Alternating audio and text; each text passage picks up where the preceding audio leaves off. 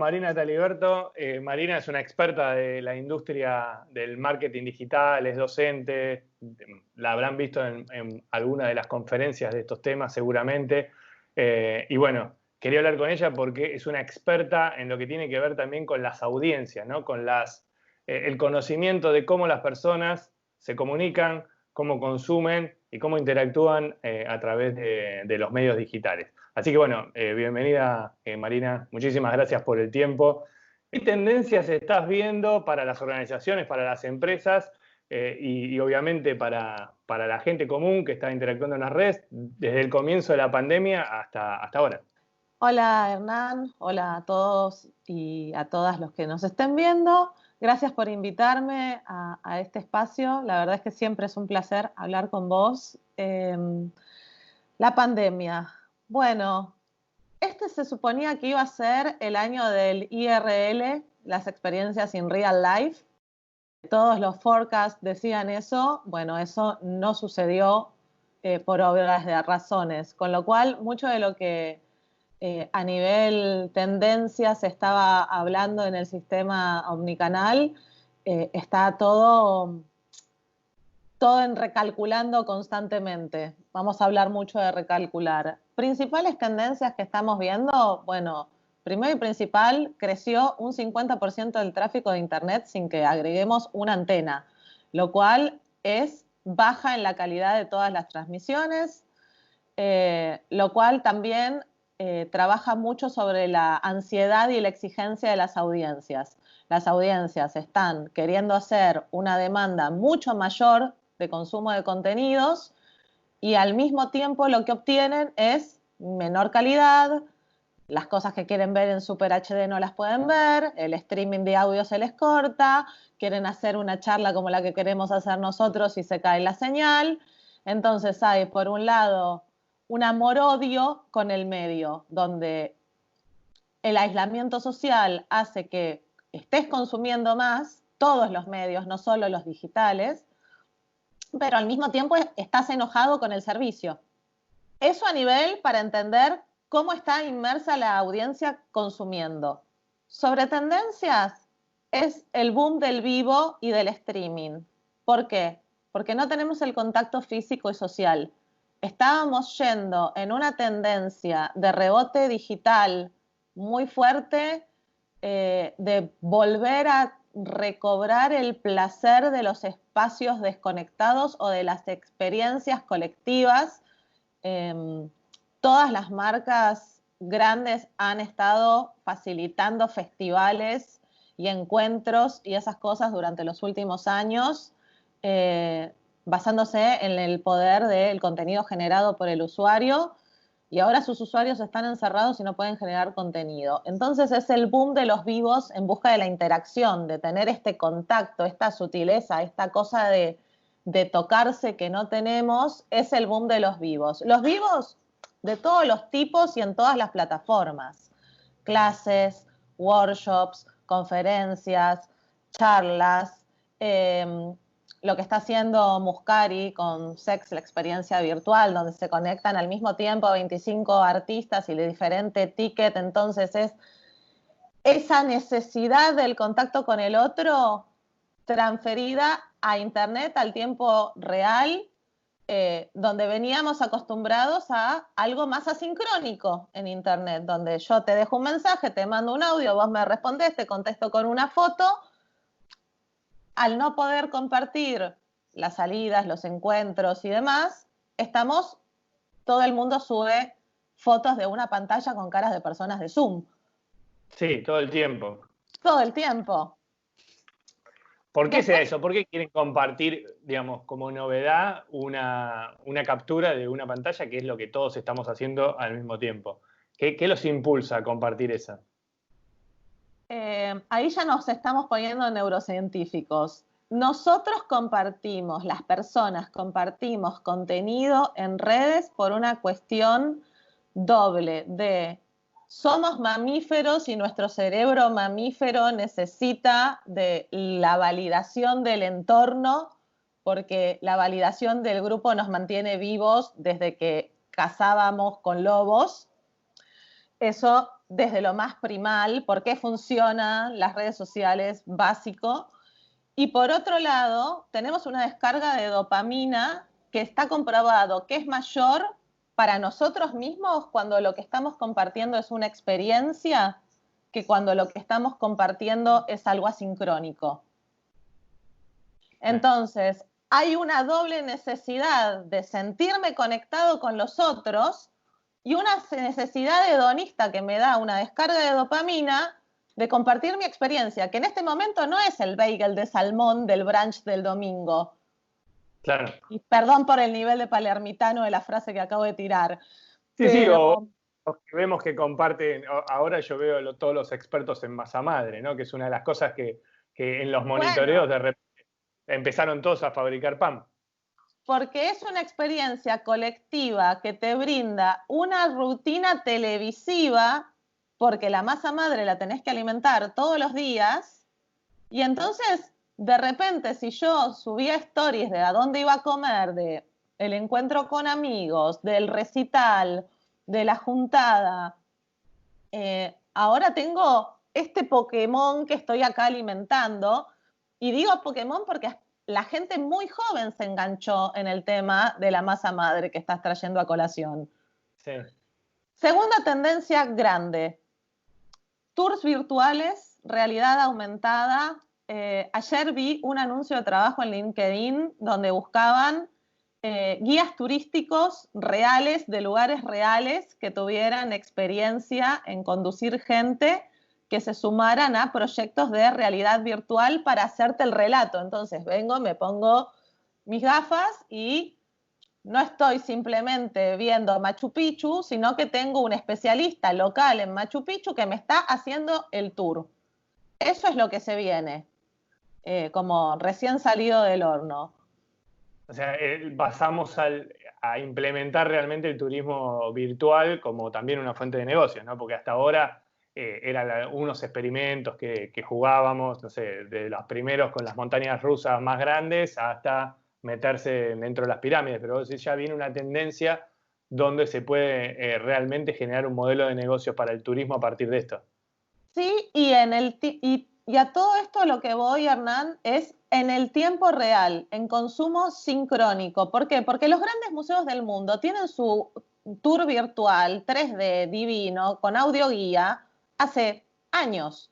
Acá Sí. lo que estamos hablando es yo y mi amiga que vive en Córdoba y mi amiga que vive en Lomas de Zamora, queremos hacer un tour a Machu Picchu y lo contratamos en el momento y el guía nos está hablando a nosotras ahora y le podemos contestar y preguntar a él. Okay. Eso es lo que se dice de que viene de la gran tendencia del turismo, apostar a las experiencias.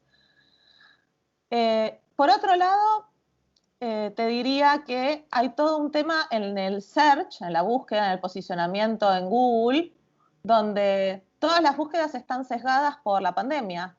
Pandemia, COVID-19, contagio, corona, SARS.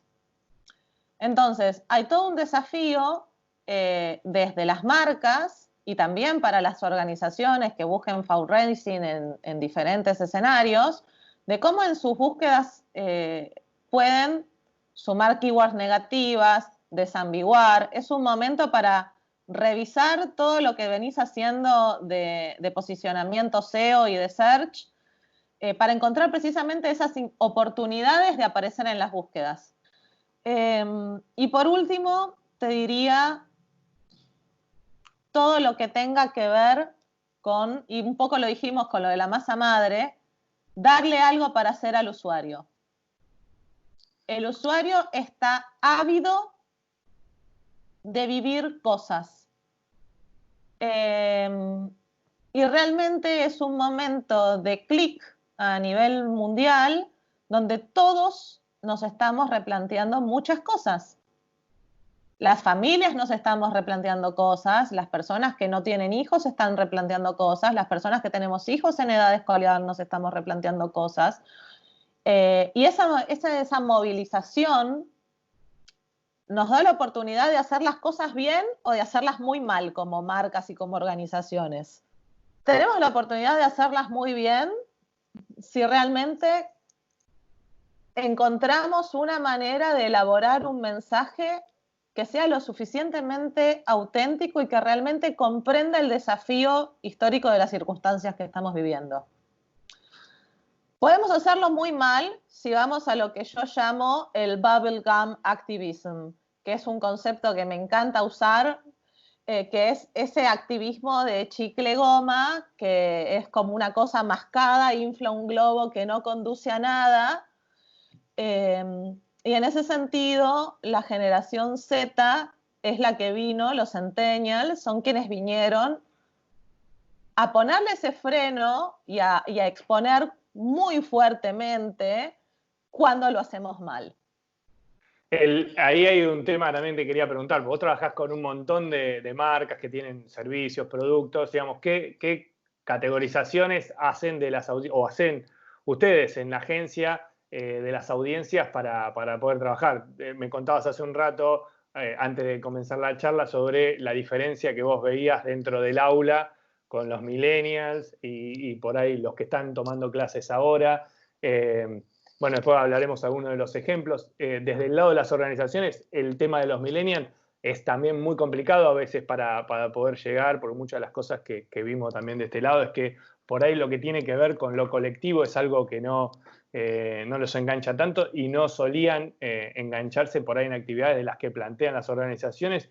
Y a veces hay como un salto, a veces, ¿no? De los que son los que donan, que tienen por ahí más de 40, y hay como un agujero en el medio que pasa a los más chicos. No sé si también lo ven ustedes de su experiencia y con qué tipo de segmentaciones trabajan para las distintas campañas y propuestas que ustedes llevan adelante. Bien, voy a desmenuzar toda la pregunta porque es una pregunta bastante compleja. Lado 1. ¿Qué audiencias manejamos en la agencia? Todas. Hemos hecho marcas de bebés, donde tenemos mamás primerizas de 18, 19 años y mamás primerizas de 40 a 43 años. Claramente la comunicación para ellas no es igual. Tenemos de clientes bancarios, finanzas, que atienden desde gente muy joven, de primera cuenta universitaria, hasta jubilados. Y además de todos los espectros sociales, desde cómo se cobra una asistencia hasta no me anda la versión premium de home banking en mi iPhone X. Perdón por decir una marca. No pasa nada acá. Entonces, la verdad es que nosotros, y yo me he metido mucho en los últimos 3 años en este tema, porque tenemos, por un lado, la Big Data, que nos da muchísima información. Las plataformas sociales como Facebook tiene, la verdad, una Data Management Platform, una plataforma de datos de los usuarios mega riquísima, y la verdad es que a nivel tecnología nosotros podemos segmentar, cualquiera puede segmentar muy finamente. Pero a veces las cosas fallan y vos decís, esto que yo segmenté estaba súper bien y puedo saberlo. Entonces ahí yo me metí con las personas y más bien nos hemos dividido, mi socio se ha especializado en lo técnico y yo me he especializado en lo humano. Y yo estoy estudiando qué le pasa a las personas por qué esto funciona, por qué no funciona, qué está buscando esta audiencia, cómo consume.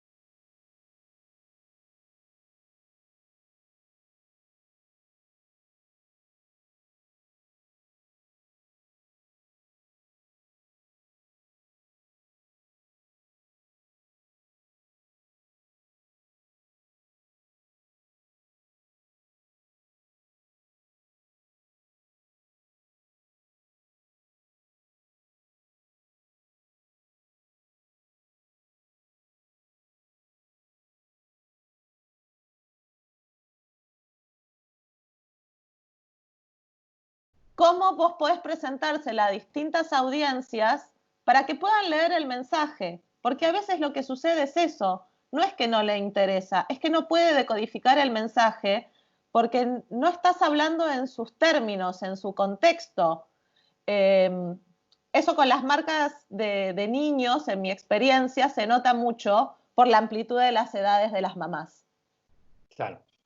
Y esto que vos estabas hablando de las audiencias y sobre todo esta relación entre distintas generaciones, explicaría un poco, por ejemplo, el fenómeno de Greta, que toma un tema tan complejo y tan difícil como el cambio climático y logra un impacto mayor que las organizaciones ambientales más grandes o que los políticos y los líderes de empresas que vienen trabajando con esto hace mucho tiempo, y de repente una chica de 15 años revoluciona el mundo directamente a través en principio, de sus redes sociales y los movimientos que hace faltando al colegio.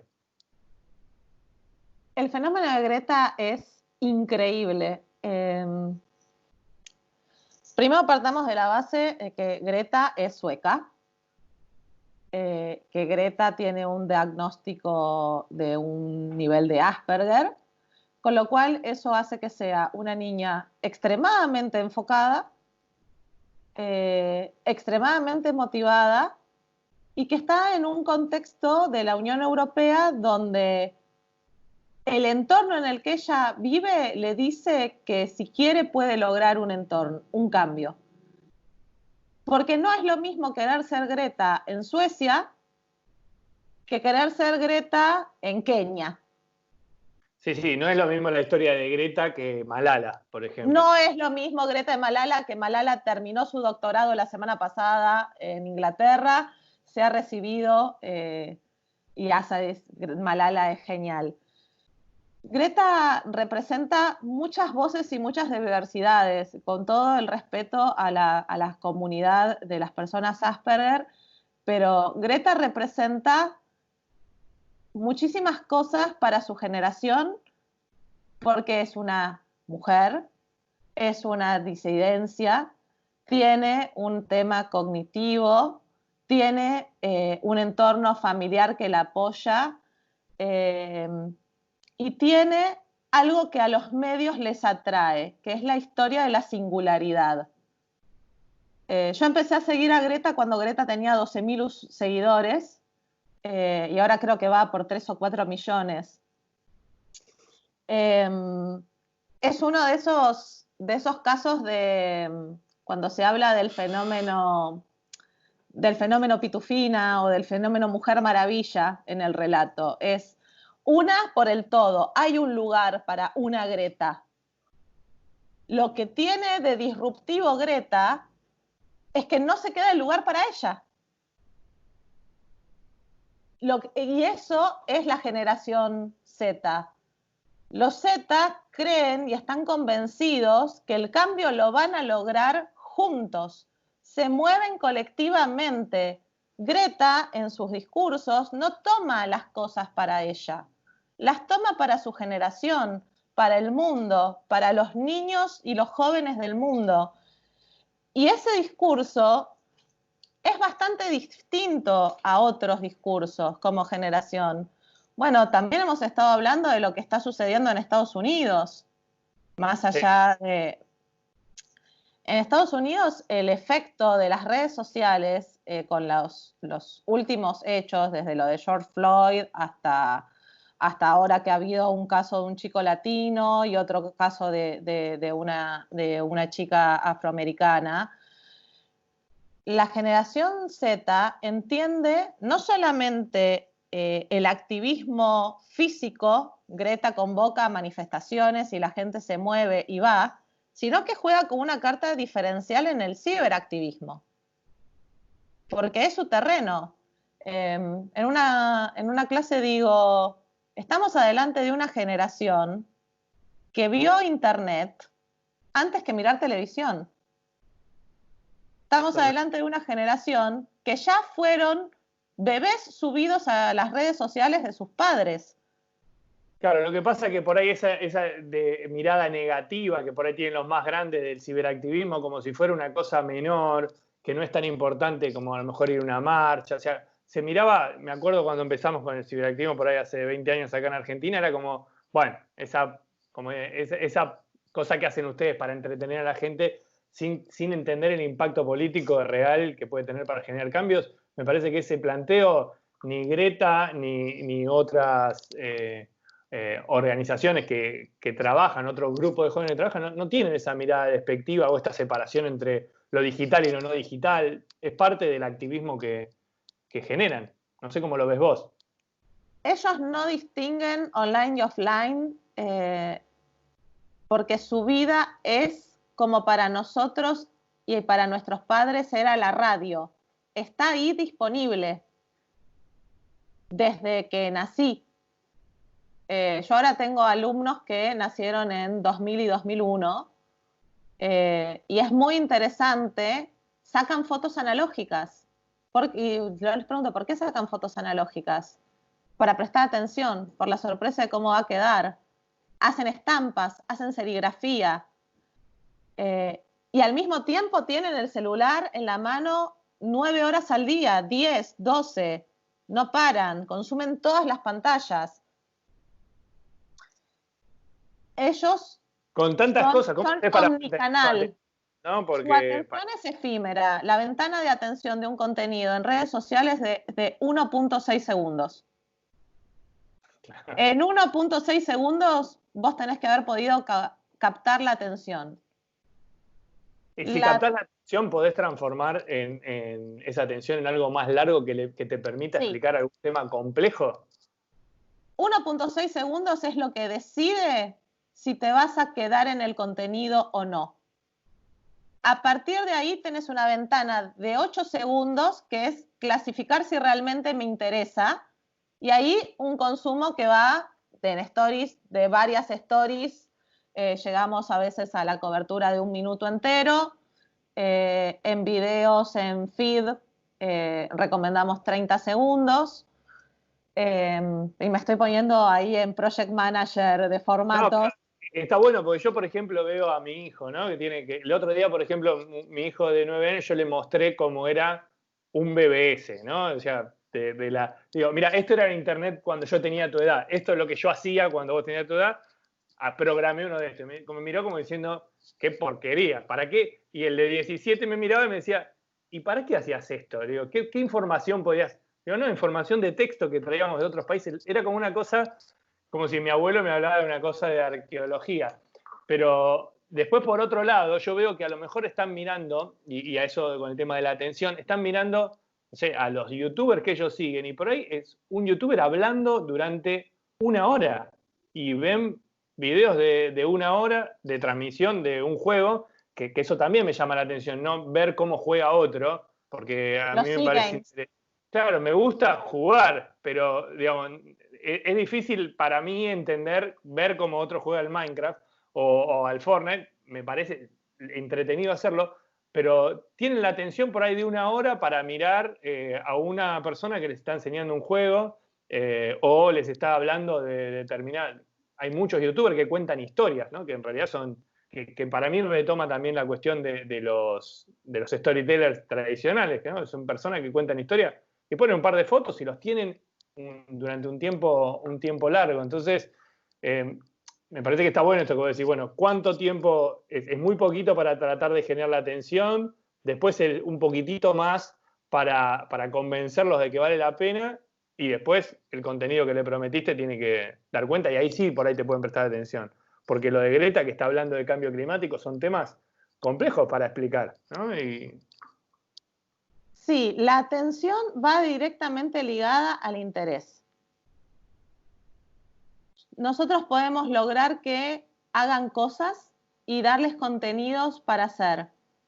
Pero ellos lo que hacen es querer generarlos solos. Lo que acaban de hacer en Estados Unidos con vaciar la conferencia de Trump.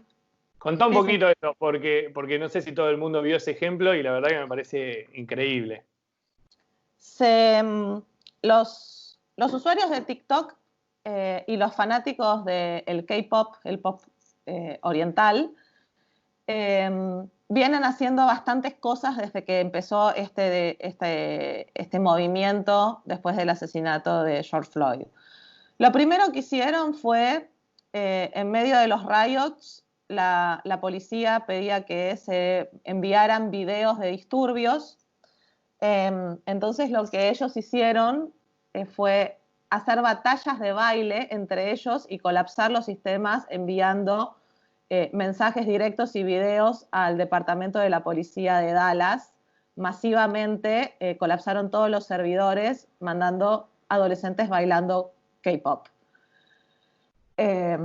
Eso fue lo primero que hicieron.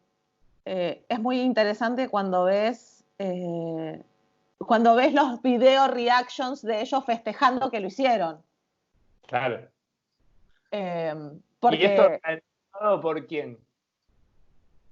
Espontáneamente en la red, en no entregar a tus vecinos, no denunciar, respetar nuestras vidas. Ellos hicieron algo que está mal, tienen muy claro el concepto de justicia. Creo que eso es algo muy característico de esta generación tan joven. Tienen un sentido de lo que consideran que es justo con sus propios valores. Todas las otras generaciones antes que ellos tenemos como un mayor respeto por la tradición.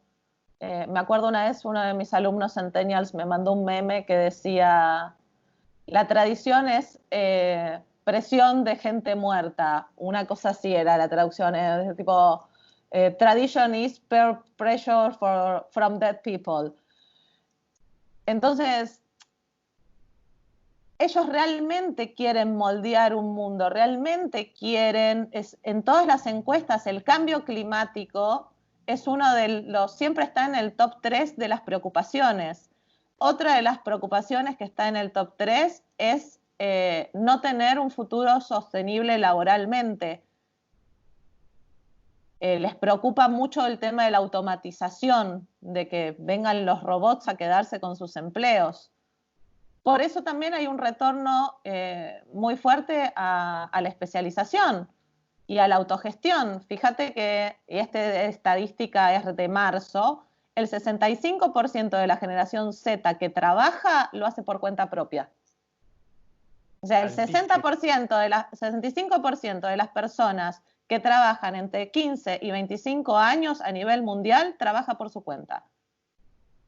Otra cosa que están haciendo los ciberactivistas en Estados Unidos en este momento es una pancarta viral que es el número exacto de personas que van a cumplir 18 años antes de que haya elecciones, convocándolos a que vayan a votar, a que ellos tienen el poder. Estados Unidos es un país que no tiene una gran costumbre de ir a votar, no es como acá que es obligatorio, es optativo. Sí, es muy bajo la cantidad de gente que vota. Y la tasa de votantes es muy baja. Otra cosa que están haciendo, desde el asesinato de Floyd, hay grupos de usuarios que le escriben mails todos los días con el mismo subject al jefe de policía de la ciudad. Todos los días. Le hacen colapsar la casilla.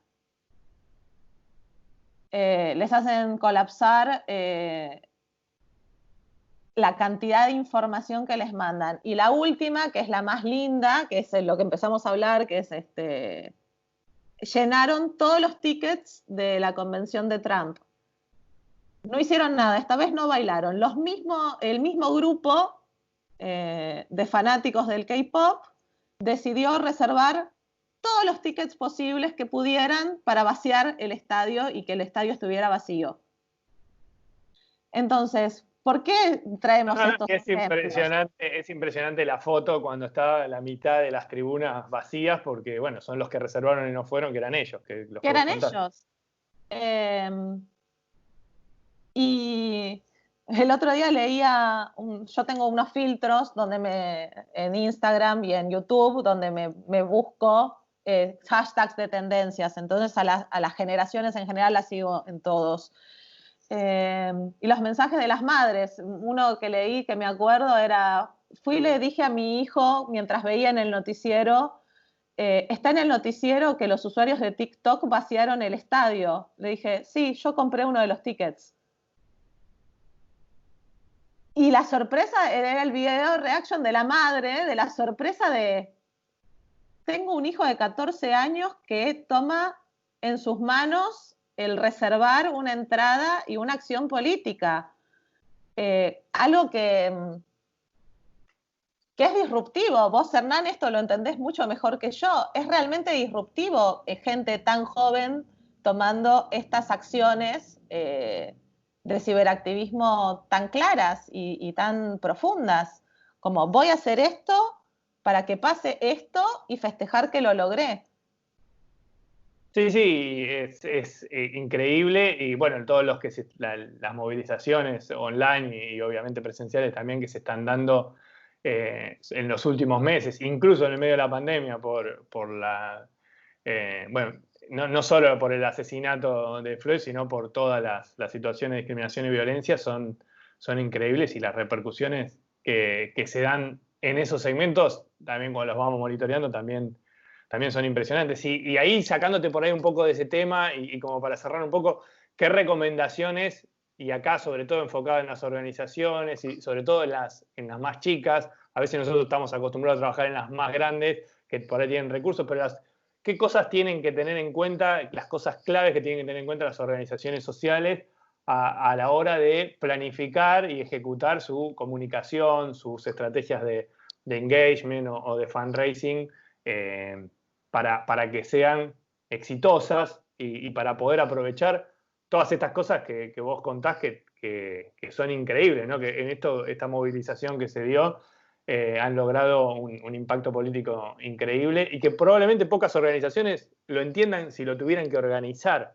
Entonces, ¿qué Yo recomendarías? realmente no sabría ni por dónde empezar a organizar las cosas que están organizando estos chicos. Son muy rápidos. Y están convencidos de que realmente logran un resultado, están sumamente motivados. También hay toda una sección de su generación que es ultrapática, quiero que eso también quede claro, que son la generación con mayor tasa de trastornos del sueño y de ansiedad y que eso también, o sea, este porcentaje de estos chicos que estamos mencionando haciendo estas cosas increíbles, no es el 100% de su gente, sino que también ellos tratan muy fuertemente, y lo ves en las series que consumen y en los contenidos que consumen. Ahora estoy viendo la última serie de Ryan Murphy, que está en Netflix, que es del creador de Glee. Y todos los temas centrales tienen que ver con la ansiedad, la depresión, la diversidad, los valores, el contexto de la familia. Entonces, también darles este otro insight que me parece importante a la hora de pensar estrategias. Vamos a dividirlo en 3. Vamos a hablar de 15 a 25, de 26 a 38 y de 38 a 55, ponele. Empecemos por los más grandes. Los más grandes realmente quieren sentirse útiles, están en una edad y tienen una idea de que realmente pueden hacer cosas desde su experiencia y con su dinero. A esa gente yo le daría una voz. Esa gente siempre es la generación que se siente olvidada de la comunicación. En este momento ellos tienen buenos trabajos, tienen poder adquisitivo y las marcas no les hablan y las organizaciones tampoco les hablan. ¿Por qué? Porque en su mayoría son donantes de tarjeta de crédito. Son personas que tienden a automatizar. Entonces, ¿cómo se compromete la generación X?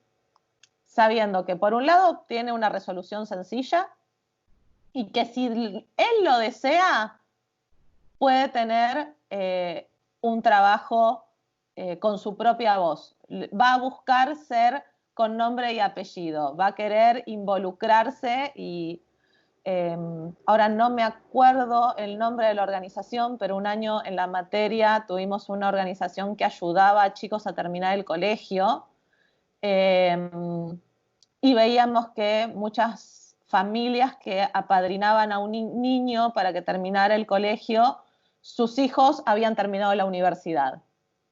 Claro. Entonces, la oportunidad de seguir formando y ese deseo de ayudar y de invertir en el futuro de alguien en su hogar estaba cumplido.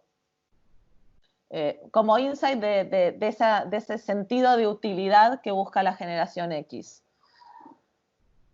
Vamos a los millennials, ahí en el medio, que un poco de ellos hablamos. Ellos tienen que sentir que pueden lograrlo.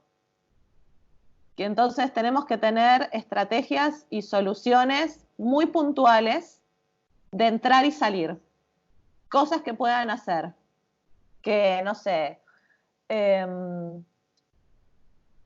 ir a contar cuentos una vez a un hogar. Es puntual, te anotás y lo haces. Voluntariado que me digas todas las semanas, no puedo empezar.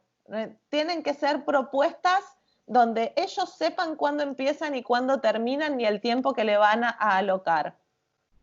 No, y recalco esto, por el temor a no estar a la altura de cumplir la expectativa, por un lado, y por una capacidad y por una forma de vivir la vida donde ellos no hacen planes tan a largo plazo. Las personas más grandes tienen otras rutinas más fijas, incluso los millennials con hijos, que muchísimos millennials tienen hijos, cualquier persona de entre 30, ya estamos hablando de gente que tiene hasta 37, 38 años, tienen hijos. Los problemas que reportamos en marcas de niños, que he manejado varias, tiene que ver con establecer rutina, nenes que no se van a dormir horario. Entonces, ya para ellos manejar su rutina es difícil. Comprometerme con cada cosa que me comprometo me tiene que importar mucho si la voy a meter en la rutina. Perfecto. Entonces, estas opciones de colaborás cuando podés, no te comprometes a largo plazo, la presión financiera de, bueno, si todos los meses son muy switchers de trabajo, y más ahora en pandemia, la desocupación y exacerbado eso, dar instancias donde puedo ayudar cuando puedo. Los más chicos, todavía no están muchos de ellos en situación laboral. Tenemos gente de 15 a 25. Sabemos que la mayor tasa de desempleo en nuestro país es precisamente en las personas jóvenes. Entonces, ¿qué tienen ellos? Ellos tienen tiempo. Si yo tuviera que motivar a esa audiencia para causas sociales, primero buscaría entender bien del grupo de mi causa, de lo que yo estoy promoviendo, ¿qué grupos de usuarios van a empatizar con eso dentro de esa edad? Y una vez que entendí esos grupos de usuarios, pensar qué actividades desde mí les puedo proponer hacer. Tipo, estamos como hablando de producto casi, definición de producto, de cómo reorganizar la estructura de muchas organizaciones. Están acostumbradas a el donante ese histórico o el voluntario ese histórico, y es repensarlo todo, como decíamos hace un rato, repensarlo para hacerlo bien o repensarlo para hacerlo mal, pero repensarlo y no trabarse. A mí me parece que algo que sucede mucho en el tercer sector y en general en los proyectos en este sistema de transformación digital donde tenemos que ver de vuelta todos los procesos, nos cuesta mucho tomar decisiones porque tomamos decisiones pensando en un mundo diferente. Antes, cuando uno tomaba una decisión corporativa, una decisión de producto, una decisión de armar un programa, he asesorado a empresas reorganizando sus programas de jóvenes profesionales, porque bajaban drásticamente la cantidad de aplicantes y el programa seguía estando buenísimo, pero las promesas que se llevaban adelante del programa no empatizaban con quien lo estaba leyendo. No le servía de nada que vos le ofrecieras un plan de carrera, pero sí le servía que le dijeras que iba a rotar por todos los departamentos hasta que encontraran el que mejor funcionaba. Sí, sí, yo creo que eso de las organizaciones sociales es difícil. Nosotros desde la agencia nuestra de LATE, cuando empezamos a trabajar con alguna organización, generalmente arrancamos con un proceso que nosotros le llamamos de cero, que es repensar todas estas cosas. Y a veces como que le llaman la atención y dicen, ¿por qué quieren pensar esto si nosotros lo único que queremos es mejorar la comunicación o generar donantes? Me parece que este proceso que vos decís es súper importante y está bueno también que lo entiendan del otro lado, para qué tiene sentido, ¿no? Porque si no parece que es a veces una práctica que va más hacia el management que hacia los resultados concretos que van a tener en las otras áreas. Es que lo que yo siento como comunicadora es que todo el sentido está ahí, en cómo lograr ofrecerle al otro una propuesta que le sirva para que a mí me sirva y yo lograr mi resultado. Y para ir cerrando, yo creo que el mejor consejo que se puede dar es este de escuchar, y sobre todo para cerrar el tema de las decisiones. Creemos que vamos a decidir para un mundo en el que decidíamos cosas por años. Y el miedo más grande que hay que quitarse es que podemos cambiar de opinión en cualquier momento. Yo lo noto con las marcas, vamos a hacer un vivo, el proyecto, el terror, la documentación. Vamos a hacer un manual de crisis, el proyecto, la documentación. Vamos a hacer nuevos contenidos, vamos a empezar a hacer stop motion. ¿Cuántos stop motions al año vamos a hacer? No sé, por ahí hacemos 2 y la audiencia no se prende y no hacemos ninguno más, o por ahí es un golazo y necesitamos hacer 2 stop motion por mes. Entonces, mi mensaje de optimista y de calma es: no tengan miedo de probar. Prueben. ¿Queremos hacer una propuesta donde seas donante único o esporádico? ¿Queremos hacer una propuesta de, no sé, de entrar y salir de, bueno, la persona obviamente, siempre cuando pienso en estos ejemplos, pienso mucho en chicos, tiene que ser evaluada y un montón de temas, y entiendo que desde lo organizacional es complicado que la gente entre y salga. Organizaciones de niños que me están mirando los entiendo. Pero también la posibilidad de, ahora, por ejemplo, el programa que lanzó la ciudad para que la gente asista a adultos mayores. Sí. Se llenó. Sí, sí, porque era algo concreto. Se llenó porque era algo concreto y útil. Sí, sí. Sí, hay una cosa que es muy importante transmitir, es la gente, y esto ya sea activismo tradicional o ciberactivismo, nadie hace nada que no crea que tenga utilidad. O sea, yo si voy a ser voluntario es porque creo que lo que voy a hacer va a generar un cambio. Eso a veces cuesta por ahí, decir, pero ¿por qué no funciona? ¿No? Digamos, yo tengo un montón de ejemplos de cosas que nos han salido mal, y por ejemplo la campaña del Riachuelo, un gran fracaso, porque nunca logramos mostrarle a la gente y convencerla de que realmente era un tema que se podía solucionar. Logramos por ahí movilizar y llevar adelante una campaña como la del Ártico, la más exitosa de la historia de Greenpeace, y lograr que la gente se movilice para sacar a Shell del Ártico, porque creía que era posible sacarlo. Pero cuando vos le decís vamos a parar la contaminación en el riachuelo, la gente no se moviliza porque no le parece que sea posible. No es que sean idiotas, probablemente no sea posible por las condiciones de Argentina. Y ahí está mucho, me parece, también en la propuesta que tienen las organizaciones. Y este mensaje que decís vos de equivocarse, que no pasa nada, ¿no? El miedo al error es algo que entre las organizaciones es muy difícil de sacar, lo vemos, ¿no? Eso de, uy, y si sale mal, ¿qué pasa? Generalmente no pasa nada. No pasa nada. O sea, yo creo que esa es la belleza de este momento. La generación Z, cuando yo la presento, siempre digo, es la policía del sentido común. La generación Z partida, muchas teorías hablan de que es una generación que hay un grupo que se llama We y un grupo que se llama Me, que los Me son más individualistas y más perfeccionistas, que son extremadamente motivados y que buscan su camino propio, y los We, que son los que creen que van a lograr el cambio de lo que sea colaborativamente y moviéndose y con autogestión.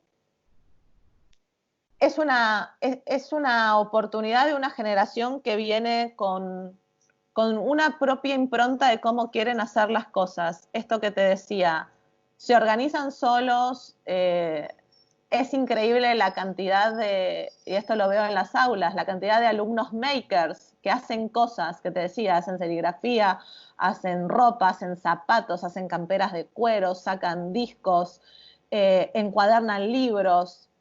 Yo creo que ese interés por las actividades es algo que las organizaciones definitivamente pueden usar como insight para vincularse con ellos. Van a clubes de reparadores, reciclan tecnología para hacer instalaciones y para hacer visuals, se apropian del espacio urbano con retroproyectores, proyectando sobre edificios. Creo que hay mucho para proponerles, entendiendo los códigos en cómo ellos se mueven. Bueno, Marina, muchísimas gracias. La verdad es súper interesante. Yo creo que acá las organizaciones tienen un montón para reflexionar y repensar la forma en que plantean la participación y también el involucramiento financiero y no financiero. Mil gracias por tu tiempo. Muchísimas gracias.